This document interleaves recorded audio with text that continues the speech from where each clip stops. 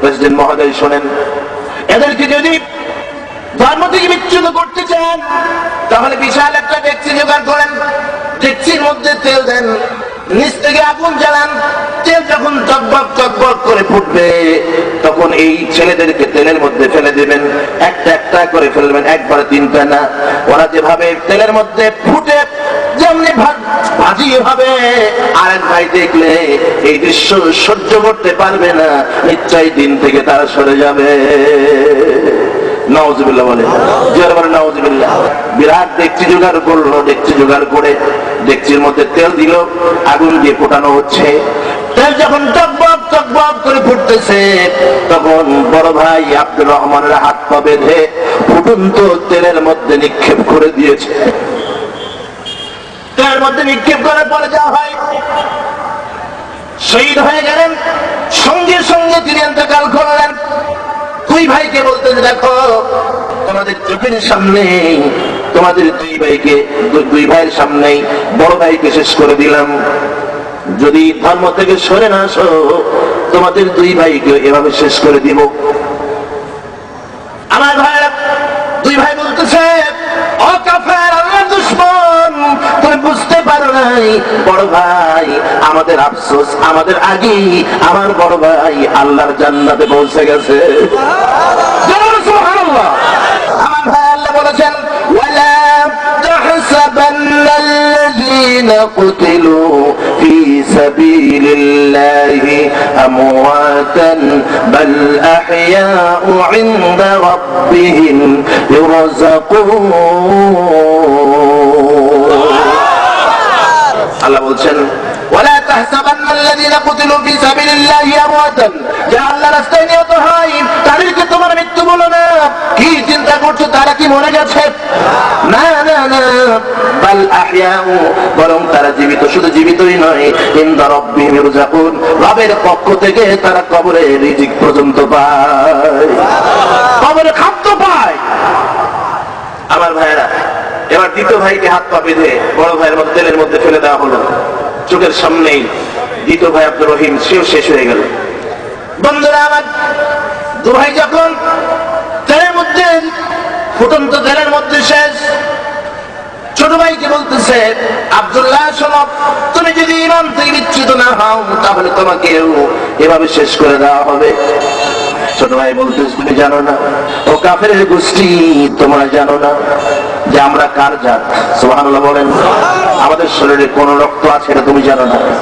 আমার ভাইরা, মুসলমান যারা আসলেই খাঁটি, যারা মুসলমান, তারা জীবনটা বিক্রি করে দিয়েছে কার কাছে? বলেন, আল্লাহর কাছে। আল্লাহ বিনিময় কে দিবেন? কি দিবেন? এটা তো কোরআনে আসছে। আমার ভাইরা, আমি আমার মাহফিলে বলে থাকি, নবী আসার দরজা বন্ধ হয়ে গেছে, কিন্তু শহীদ হওয়ার দরজা এখনো বন্ধ হয় নাই। বন্ধুরা আমার, নবী আসবে না, নবী আসবে না যেমন সত্য, কিন্তু নবীর প্রেমিক আছে, নবীর আদর্শের সৈনিক আছে। বদরে যারা রক্ত দিয়েছে, উহুদে যারা রক্ত দিয়েছে, ওই গোষ্ঠী এখনো পৃথিবীর বুকে বেঁচে আছে।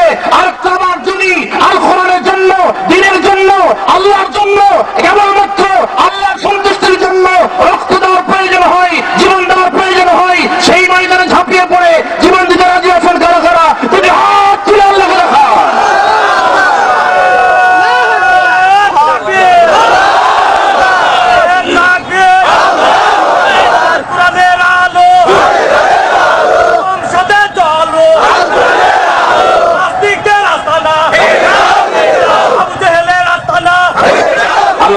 কবল মঞ্জুর করে বলেন আমিন, জোরে বলেন আমিন। ছোট ভাই আব্দুল্লাহকে বলছে, ঈমান যদি না ছাড়ো তাহলে তোমার পরিণতি এরকম হবে। ছোট ভাই আব্দুল্লাহ বলছে, তোমরা টের পাও নাই, আমার আগেই দু ভাই জান্নাতে চলে গেছে। সুবহানাল্লাহ বলে। উজির বলছে, একে এভাবে মারা যাবে না, এর আগে ঈমান নষ্ট করতে হবে। কি করে? এর পিছনে যুবতী লাগিয়ে দাও, নষ্ট যুবতী লাগিয়ে দাও। এই দেশের সবচেয়ে সুন্দরী একটা রমণী এনে একটা ঘরের মধ্যে এই যুবককে আর ওই রমণীকে আটকে রাখো, আর রমণীকে বলে দেন যে যদি তুমি এই যুবকের চরিত্র নষ্ট করতে না পারো তাহলে তোমাকে শেষ করে দেওয়া হবে। আমার ভাইয়েরা, আচ্ছা বলেন, যার ভেতরে খোদার ভয় আছে, একটা নয়, দুটা নয়, 5টা রমণীর সামনে দিবে, এক ঘরের মধ্যে আটকে রাখলেও ইমানদার ওই যুবক ওই নারীর দিকে চোখ দিয়ে এক মুহূর্তের জন্য তাকাবে না। এগুলো বেটি বলেন, যদি রবের ভয় থাকে ভিতরে, সে রাগের ভয় করবে না, কারোর ভয় করবে না। আর রবের ভয় যদি ভেতরে না থাকে, তাহলে টুস করে রাতে একটা হাঁটতে গিয়ে একটু বাতাস একটু কিছু নড়লেই জানে চমকে উঠবে। ঠিক বলেছি বন্ধুরা? আল্লাহ রাব্বুল আলামিন বললেন, 2টা গুণ যাদের মধ্যে আছে ওদের জন্য আমি আল্লাহ রাব্বুল আলামিন জান্নাত প্রস্তুত করে রেখেছি। 2টা গুণ হলো, একটা হলো ঈমান আনবে, ওয়াল্লাযীনা আমানু ওয়া আমিলুস সালিহাত, ঈমান আনবে এবং ঈমান আনার সাথে সাথে নেক কাজ করবে। সুবহানাল্লাহ বলেন। নেক কাজ কি শুধু নামাজ? জোরে বলেন। নেক কাজ কি শুধু রোজা?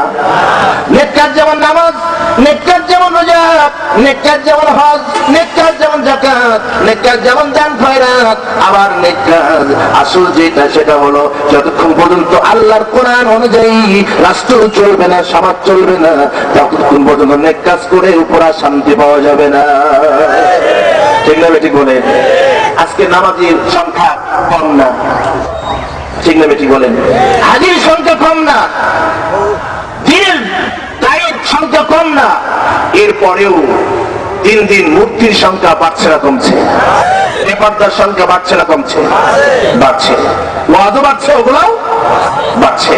তার মানে দেখা যাচ্ছে, বোঝা যাচ্ছে আইন দিয়ে যা হয় ওয়াজ দিয়ে সেটা হয় না। ঠিক না বেটি বলেন?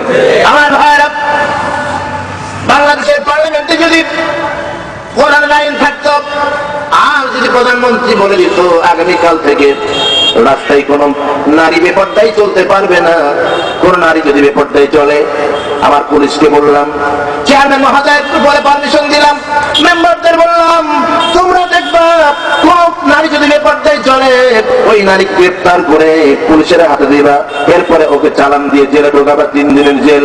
এরকম ঘোষণা যদি আসতো তাহলে আমাদের ওয়াজ লাগতো না, নারীরা এমনি এমনি পর্দা করতো, পর্দা অটোমেটিক হয়ে যেত। বন্ধুরা আমার, রাসূল পাক সাল্লাল্লাহু আলাইহি ওয়াসাল্লাম এমন একটা সমাজ তৈরি করেছিলেন এই কোরআন দিয়ে। সে কোরআন আজও আছে কি নাই? জোর আছে কি নাই? বন্ধুরা আমার, বলতেছিলাম আব্দুল্লাহকে একটা ঘরের মধ্যে আটকে রাখা হলো। 1 দিন 2 দিন চলে যায়, 3 দিন চলে যায়, 4 দিন চলে যায়। যুবক ছেলে আব্দুল্লাহর কাছে মহিলাটা ভিড়তে পারে না, কাছে আসতে পারে না। 7ম দিন যখন 7ম রাত এসে যায়, যুবতী মেয়েটা একদিন কাছে এসে বলতেছে, ভাই আপনার নাম কি? আমার নাম আব্দুল্লাহ, আপনার কাছে আমি আসতে পারি না, যখন আপনার কাছে আসতে চাই কে যেন আমাকে বাধা দেয়। সুবহানাল্লাহ বলেন। ইমানদারের ইমান রক্ষার দায়িত্ব কার হাতে? জোরে বলেন। আমার ভাইরা, যুবতী বলতেছে, ভাই যেই শক্তির কারণে তোমার কাছে আমি যেতে পারি না, ওইটা যদি আমার মধ্যে আসে তাহলে আমি কি সফল কাম হতে পারবো? আব্দুল্লাহ বলে, অবশ্যই পারবে, তুমি এখনো জাহিলিয়াতের মধ্যে আছো, জাহান্নামের পথে আছো, ওই অবস্থায় যদি ইন্তেকাল করো, শোনো তোমার জায়গা হবে আগুনে। আর যদি তুমি কালেমা পড়ে মুসলমান হয়ে যাও, ঈসা আলাইহিস সালামকে নবী বলে স্বীকৃতি দাও, তাহলে ওই অবস্থায় যদি মারা যাও আল্লাহ রাব্বুল আলামিন সুখময় জান্নাত দিয়ে দেবে। মহিলাটা বলতে, তাহলে কালেমা পড়ায় দেন। আমার ভাইয়েরা, ঘরের মধ্যে কালেমা পড়ে মুসলমান হয়ে গেল। মেয়েটা বের হয় প্রধান অজিরের দরবারে এসে বলছে, জি মহোদয় 2টা ঘোড়া দরকার। কি হবে? আপনারা যে কাজ করতে বলেছেন ওই কাজ করতে হলে 2টা ঘোড়ার দরকার। আসলে চিন্তা কিন্তু অন্যরকম। সুবহানাল্লাহ বলেন। 2টা ঘোড়া, ঠিক আছে যাও, তোমার ঘরের সামনে বেঁধে রাখা হবে। রাতের বেলা ঘরের সামনে 2টা টকবগে যুবক ঘোড়া রেখে দেওয়া হয়েছে। রাত যখন গভীর, সকলে যখন ঘুমিয়ে আছে, যুবতী মেয়ে বলছে, ও ভাই আব্দুল্লাহ ওঠেন, বাঁচতে যদি চান গো, ইমানকেও যদি বাঁচাতে চান, আর নেসকেও যদি বাঁচাতে চান, তাহলে আমরা হিজরত করে চলে যাই। সুবহানাল্লাহ বলেন। এদেশ থেকে চলে যাই। কোথায় কি হয়ে যাবো? ও ব্যবস্থা আমি করে রাখছি। বাইরে এসে দেখে দুইটা ঘোড়ার উপর দুইজন উঠলো। আব্দুল্লাহ বলছে, ঘোড়া তোকে যে আল্লাহ সৃষ্টি করেছেন আমাকেও সে আল্লাহ সৃষ্টি করেছে, সুবহানাল্লাহ বলো। আমাদেরকে নিয়ে যাও এমন একটা এলাকায়, যে এলাকায় গেলে এই নাস্তিকরা আমাদের ধরতে পারবে না। এমন এলাকায় নিয়ে যাও, ঘোড়া তো ইমানদারের কথা শুনবে কিনা বলে? ঘোড়া সাহাবীর কথা শুনে নাই? সাদ বিন আবু ওয়াক্কাস রাদিয়াল্লাহু তাআলা আনহু আফ্রিকা মহাদেশ ইসলাম প্রচারের জন্য যখন দজলা নদীর কিনারে যখন দাঁড়ালেন, দজলা নদীর কিনারে দাঁড়ানোর পরে সাহাবীরা বললেন, ওগো আল্লাহর নবীর সাহাবী, সামনে তো বিশাল খরস্রোতা নদী, আমরা কেমনে করে পার হব? আমরা তো পার হতে পারবো না। সাদ বিন আবু ওয়াক্কাস বললেন, ও আল্লাহর নবীর সাহাবী, চিন্তা করো না, ভরসা রাখো আল্লাহর উপরে। কার উপরে? নাস্তাঈনু বিল্লাহি ওয়া নাতাওয়াক্কালু আলাল্লাহ, হাসবুনাল্লাহু ওয়া নি'মাল ওয়াকিল, নি'মাল মাওলা ওয়া নি'মান নাসির। বিপদে পড়লে ডাকবো কাকে? আল্লাহকে ডাক রে বান্দা, আল্লাহকে ডাক, আল্লাহকে ডাক রে বান্দা, আল্লাহকে ডাক।